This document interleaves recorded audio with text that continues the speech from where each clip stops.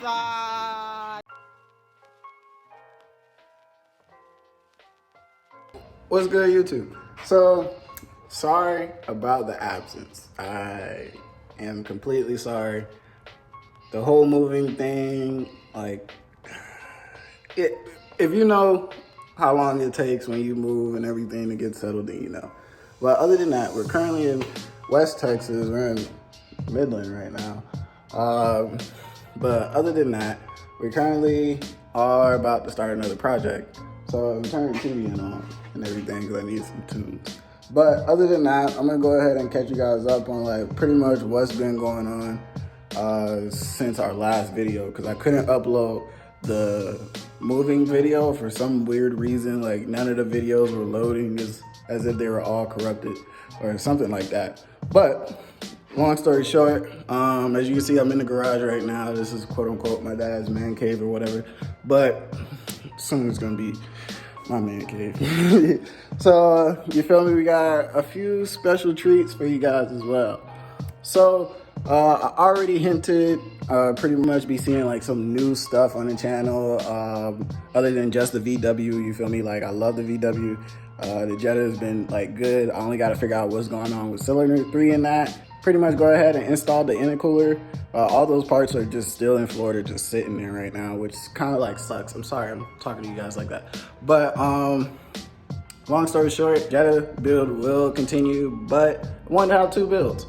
One in Texas and one in here. So the original plan was to come out here and get a V8 Camaro SS. I've always been wanting that car, other than another few cars that I wanted. If I couldn't get the Camaro, then I was gonna get a Dodge Charger RT, since I used to work for Dodge, and I pretty much already know what to do with it and make it a fun car. But everybody out here pretty much is American muscle, and everybody just does the same mods. It's not really anything different. So the only thing that's different is your build and what your pockets can handle due to your build. So pretty much, long story short, was out here pretty much all month, was trying to find me a car while being in the oil field and everything, blah, blah, blah. Long story short, I ended up getting my first car, like the car that I wanted to be my very first car. Been really like, when I first saw the car, I really wanted it. I was like 16, 17 at the time. I had $2,000. It was a blue one, and they wanted $2,000. And I was like, I want it. My dad and my mom was like, nah, just hold on. It's a BMW. You're not gonna be able to fix it. Da, da, da, da. That was before I got into like cars for real. But I was getting into cars around that time. You feel me? So long story short, guess what? We finally have that car now. And that car is actually sitting in our driveway right now. So lo and behold, we now own an E46 sedan. Now mind you, there's 3 different ones out there. There's the basic non-M E46, and then you have the ZHP, and then you got the M3. So we got all 3 of those, but I was able to go ahead and pick this one up for under 2K. Pretty much it's still decent shape. I got like, from sitting under a tree, like marks on the hood and the roof and the trunk, but you know, that can get fixed easily. Gotta go ahead and do maintenance. Maintenance is the biggest thing that I do on all of my cars, no matter if it's a brand new car or not. Like, maintenance is the first thing that you go and do, but you gotta find out what is the biggest issue with every make, car, and model. There's always a big recall or an issue that all owners have with every vehicle.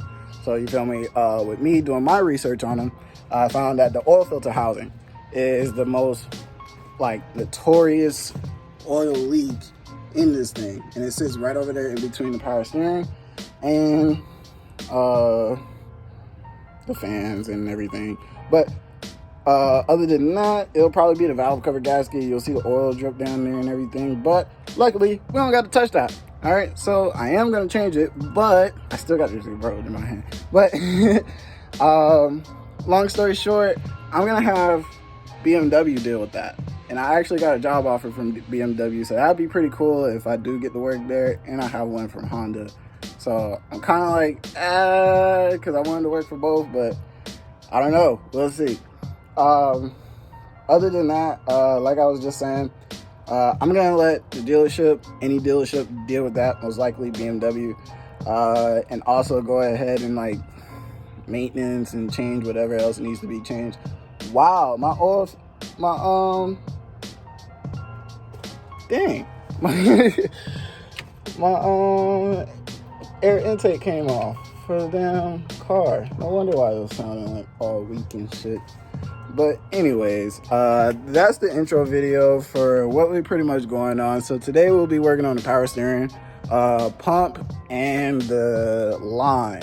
So originally when I got this car, it was not running due to the power steering pump. The dude just did not pretty much want to mess with it no more and deal with it. Pretty much what I've seen on the car so much: brakes, rotor, suspension. That's really notorious on this car. Other than that, he had his power steering problem. He says he upgraded all the water pumps and everything, but you know, you don't trust nobody when you have a BMW. Had to put in a battery into this thing. I brought a brand new battery because I didn't want to have to deal with going to go buy another one in a few months because the winter is approaching us and everything. Didn't want to do all that. So, what else did I put into this thing so far? Battery, radiator fan, belts. What else we did? The whole new power steering reservoir and the lines. That's really what we're going to be working on today too. And then, you know, we'll go ahead and we'll talk about like all the mods and all the other cool shit people always want to talk about and whatnot. But unfortunately, I wasn't able to get my toolbox from Florida out here, so I had to go to Harbor Freight and just pick up one of their toolboxes right there. So you will be able to get the job done with just a Harbor Freight 300-piece toolbox set. But remember, you are going to need a T40. T40 doesn't come in the Harbor Freight toolbox, so you might have to buy it separately. You can buy it separately from AutoZone or whatever, or the little kit that I got right there, the little separate kit. So you can go ahead and do that. Also, you're also gonna need a breaker bar. Either a long breaker bar or get a half with one of these pulls. I'll show you really quick. Just find like a really nice hollow pole or something around like your house or whatnot. You just need one to make it seem like a pipe wrench. That's it. Once that thing comes out, boom, you'll be able to pull that pulley back, slip the belt off. Once the belt is off and all nice and loose and everything, boom, you're all good to go. So you will have to take, I've seen people do it without taking out the radiator fan, but my advice, so you can have more room to work on it, that's how we did it last time, take out the radiator fan. But yeah, other than that, we about to get to work. So I'll like keep y'all going as we go along, but I have to put you guys down because, you know, copyrights and everything. And I like to work with music. So, bow. We'll catch you guys in a little bit.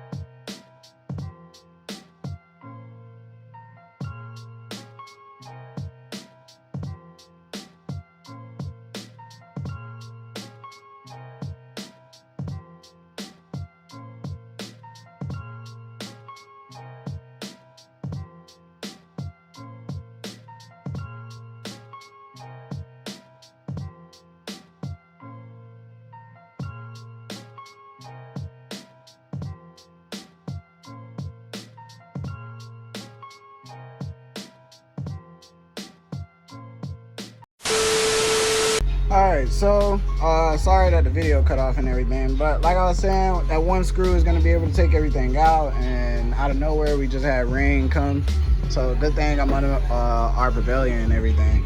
But long story short, you're going to go ahead and you're going to aim for that bolt right there. I believe it's like a 16 or a 17. You can double fit it while you're in there and everything. but you're gonna go ahead and you're gonna push that tensioner that way, so then that way it can move back this way, and all you need to do is just pull that belt off and you're all good. Now I'm gonna let you know ahead of time, doing this by yourself is gonna be a pain in the ass, putting it back on. So just be prepared for that and whatnot, and yeah, just make sure you got enough leverage and room to slip it on there.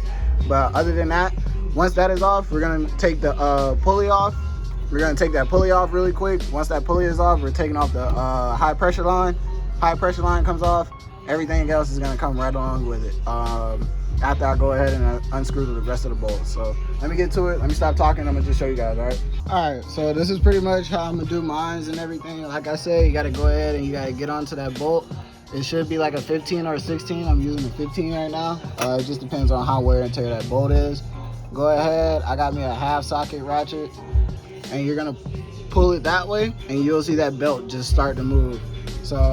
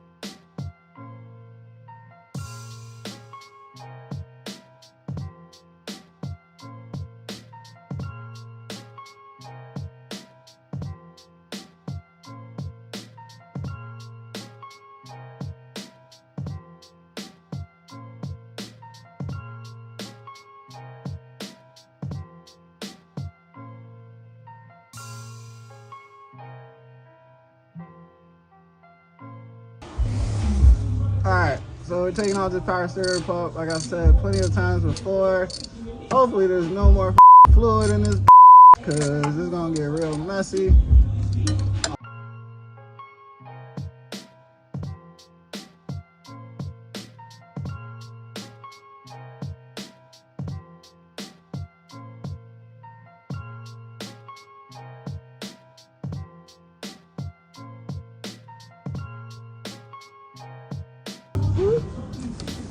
There it goes.